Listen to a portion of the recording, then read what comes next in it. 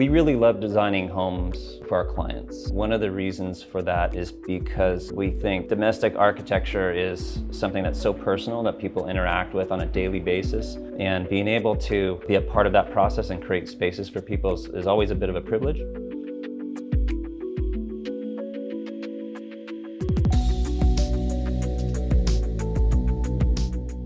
We always start with questions. What can we do differently? What are relationships we want to strengthen, whether it's personal relationships or relationships within the client? In thinking about our own house, we did think of it in that regards of a home that had wonderful, brightly lit spaces that fostered different types of activities and places that we could be with family. And we wanted those spaces to feel as natural as possible, not overly fussy, so that the aspect of living is really kind of brought to the foreground. So we did have several agendas. One is the personal agenda, and there's also the professional agenda. And I think we convinced all of our neighbors it is now, in fact, possible to have a contextual building that sustains the messiness that comes with raising two kids in the house, and also the kind of design that we're very proud of.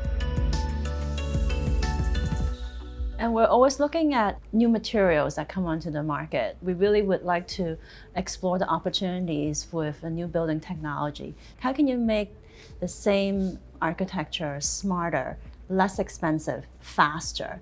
We try to gather all the information in the beginning and see how to do better than last time. When a bathroom is well designed, it's a moment of celebration when you do get to enter it and enjoy it. The most expensive parts of your house on the interior are actually the kitchen and the bathroom. So why should we not put it in the front? You know, you're going to be spending more time in the bathroom, and it's going to be something you're going to be interacting with on a daily basis. So let's make sure that we make that bathroom really, really special. AXOR has always represented a company that is always striving for excellence. Every year you're coming up with new products and new features that has never stopped to surprise me. That's what we find is the most important feature, always trying to improve ourselves. Can we always make it better?